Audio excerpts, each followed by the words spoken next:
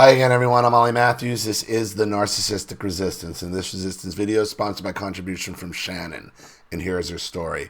Hi, Ollie. Donated a little bit to your channel. Hopefully, I can donate more in the future. Lots of wonderful work. Sometimes think of putting my story out there. I don't know how busy you are. At the moment, my head hurts too much, and I have a lot of stuff going on, but I figured I would try to make an attempt. I've enclosed 3 emails to give an example of what I have been dealing with. It is my birthday, so time for me to get harassed about my inheritance money. LOL, yes, I know. My head hurts because I have multiple narcs that I have to cut out. After cutting out my mother 3 years ago, other narcs have popped out of the woodwork, regrettably. My 16-year-old daughter is a nightmare and has turned into a narc and enjoys lying, drama, triangulating, and making up stories to get people to feel sorry for her so she can get sympathy and not have to take any responsibility. The authorities have been involved. The authorities have involved multiple authorities. She does things like not wear deodorant and go to school and tell people that she was kicked out and is now homeless. Yeah, she has it's borderline personality disorder. But where is she picking this up from, is my question.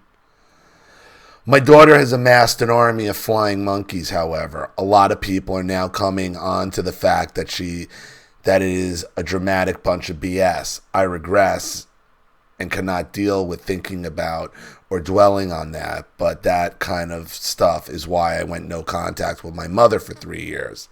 That aside, my mother's letters about the inheritance money make no sense, usually.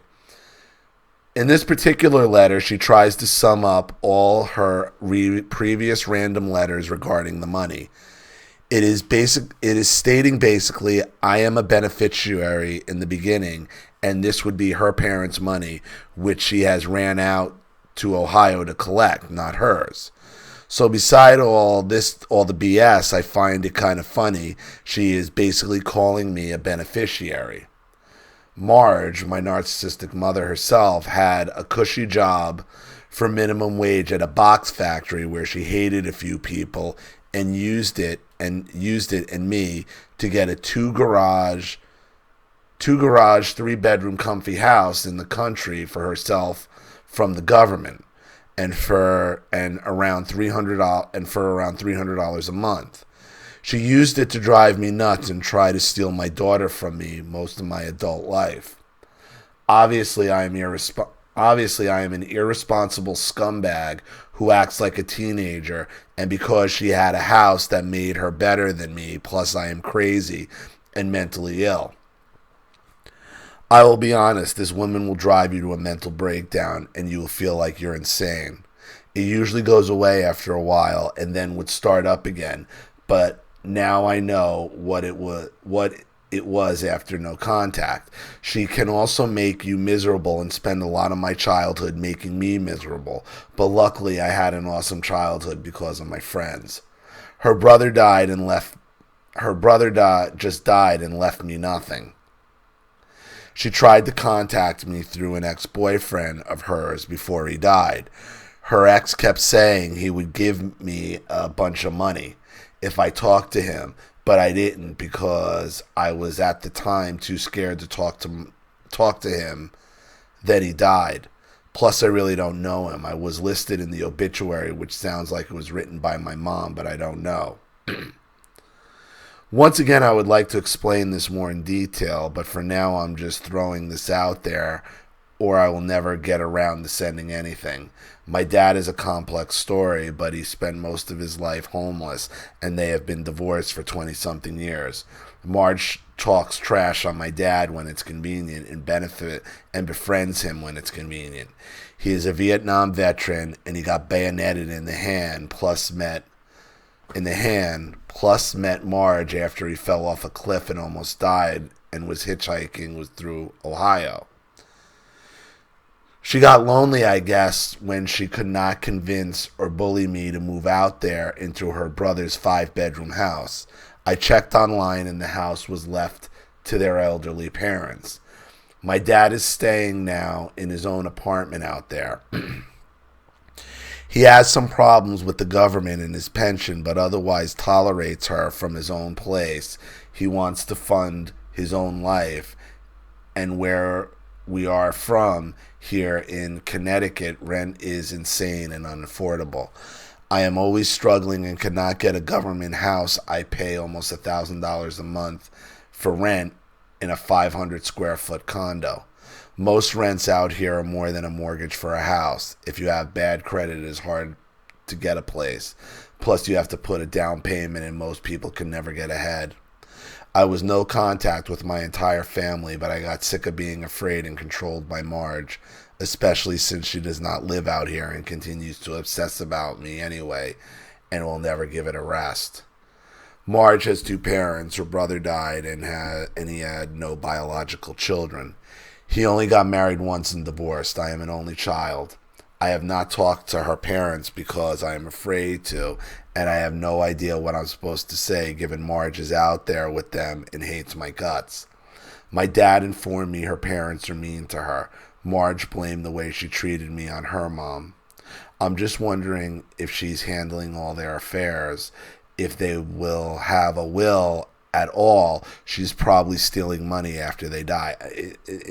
I gotta be honest with you here, Shannon. You are way obsessed with who has what money.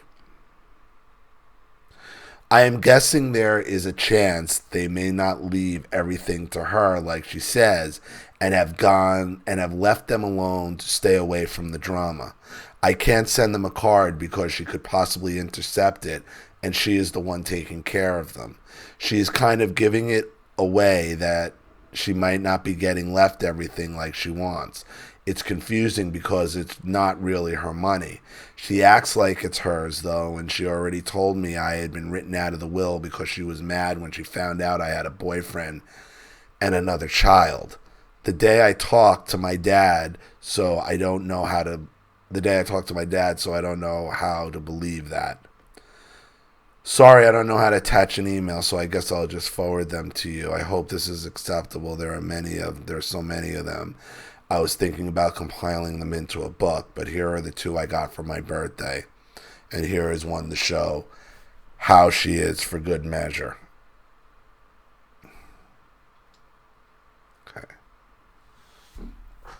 Okay.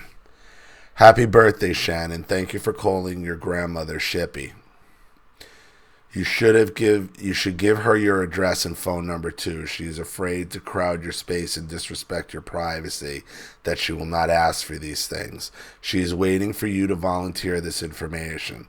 I think you forget, or else you assume people will get it from someone other than you. But we do not pass your information around. No one wants to feel your wrath. Your father's phone is broken until February 1st when he gets a new one. We'll be thinking of you on your birthday and the parties I used to have for you on North Cliff Street. How loud they were and how you used to look forward to them and enjoyed them. I've always liked having your friends, except when you got to be a teenager in your 20s and your friends stole from me. This is a happy birthday. This is a happy birthday message. Except when you got to be a teenager and in your 20s, your friends stole from me and called the house at 3 a.m. when I had to work the next day. Both things more than once, many times. So I kicked them out. How awful of me. But nothing ever turned up missing after that. Anyway, hope you have a happy birthday.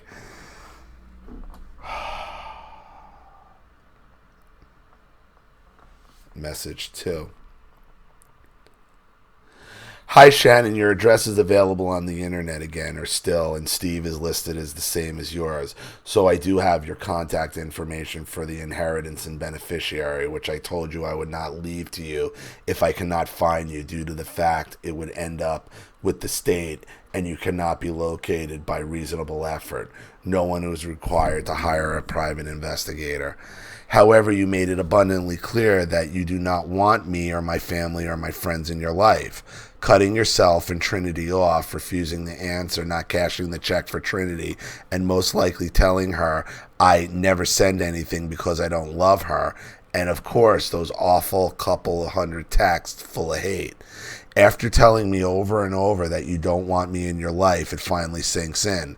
then why are you emailing if it's sinking in? It never sinks in.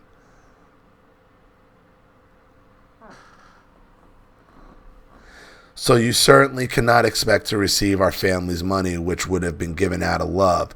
Yeah, even though your great-grandparents and grandparents and Uncle Bob didn't know you well. I have told you I have been told that you have said that is not that much, so you are dismissing it. I imagine you are listening to Steve or your friends on that, who have no clue. If you would think about it for a minute, my grandfather was a lawyer and my brother was an engineer.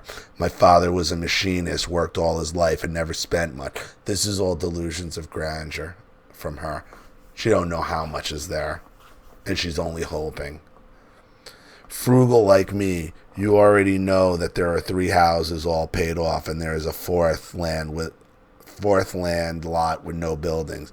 I have told you there are, in addition, the stocks, IRAs, savings accounts. The one my brother left me, and the reason I have been able to retire, is $200,000, and that is just one account. I told you all you have to do is call me, say hi once in a while. I don't live close enough to walk to your apartment, check on your daughter, also known as my granddaughter, and do your dishes anymore. Yet you will never make that $1 million phone call.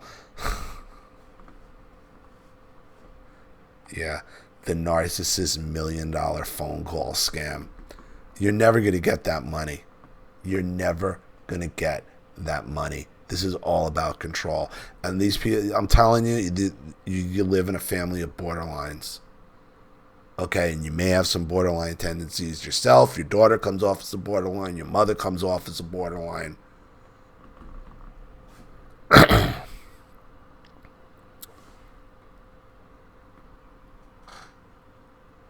If Trinity calls me someday when she becomes an adult, I will leave the money to her. If not, or pass before she does, it is going to charity. I have named the Cleveland Animal Protective League and the Cuyahoga County Animal Shelter so far. And of course, if you called me now, call me now! Remember Psychic Friends? Now here's a Psychic Friend network. You're never going to get the fucking money. Call me now! You'll never get that money. I know it. I would know, and of course, if you called me now, I would know it's only for the money.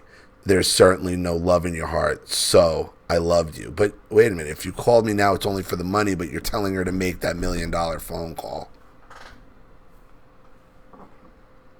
This is like a fucking late night phone scam telemarketer, man. Holy shit, it's like an infomercial.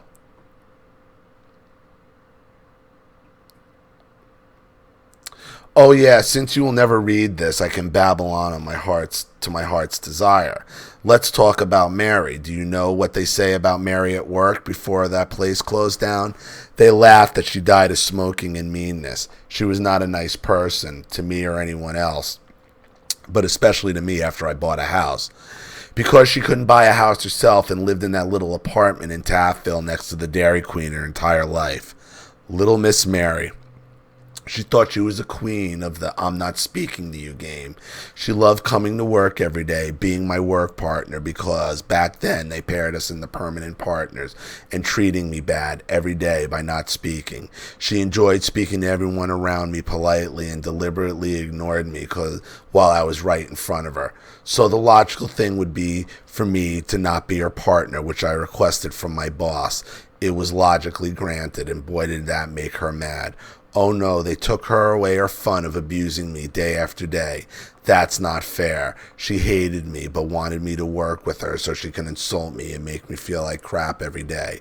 How twisted was that? And this is how I know that Anne is the one with her evil hands in my affairs to this day. Because I opened one of your 100 of texts and it said something about moving. I believe you were trying to blackmail me or threaten me into moving back to Griswold after you learned I moved to Ohio. And if you hate me and are not speaking to me, why would you want me to live in Griswold closer to you? So you could better torture me without speaking to me. So I would know that you were close and I could see you in Trinity. Except you won't allow it. Who does that sound like? Who is the queen of that method of treating people? Why, it's Mary. And who was Mary's best and only friend in her final years? Why, it was Anne. And who do Anne and the deceased Mary hate most? So that's that story. Here's another. It's too bad that you have turned your back on people who can help you the most. My brother has a back to the telemarketing. Back to the late night infomercial. Your mother is nothing more than a fucking late night infomercial. Call me now. The fucking Psychic Friends Network. That's your mother. Miss fucking Cleo. My brother has a huge house with empty bedrooms and 5 baths. The neighborhood and schools are fine and are in walking distance to the house. There are jobs here and good people. There are pictures of you and Trinity on Bob's desk in the kitchen. All the ones I had sent him of Trinity getting on the bus her first day in her karate uniform, and quite a few others. He would put them whenever we sent one. They talk about you, where to send cars and money, as that is all they can do because of the distance. You are still family, and you are, in fact, the only family left. But you hate us and plan to brainwash Trinity into hating us too. She will never have the fun of receiving anything in the mail from us or knowing that she has a family who cares about her or visiting. You have taken that away from her. You control who she may love, who may go to her graduation, what she is allowed to think. If you hate someone, she must hate them too, or you would flip out. Who is the narcissist?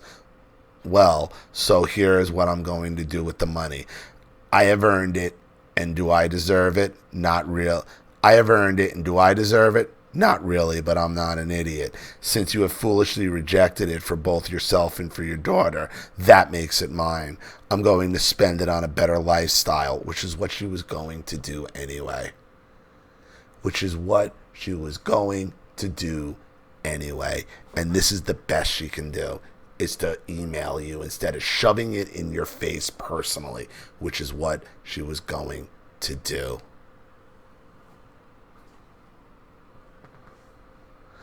A house in the country, a car, good food, warmth in the winter and cool in the summer, vacations, hobbies, interests to occupy my time, whatever I want.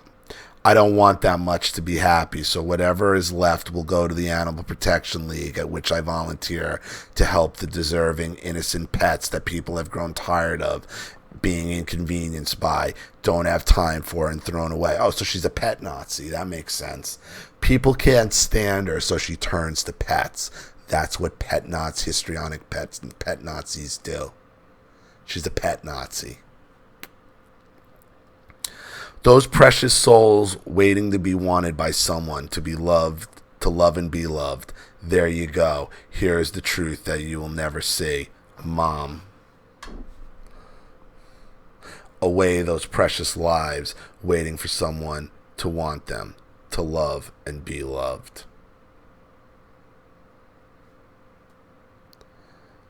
Boo-hoo. Booty, hooty, hoo. That is nothing more than a late night infomercial. Call me now and all your dreams will come true. Wrong.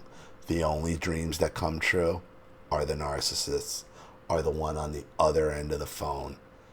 Okay? As your bills and the money you'll never get, all you're going to do is enrich them right in front of your face. So, I hope that helps. Thank you, Shannon, for your story and your contribution. I really appreciate it. Thank you to everybody watching. Please leave any opinions or advice in the comment section below.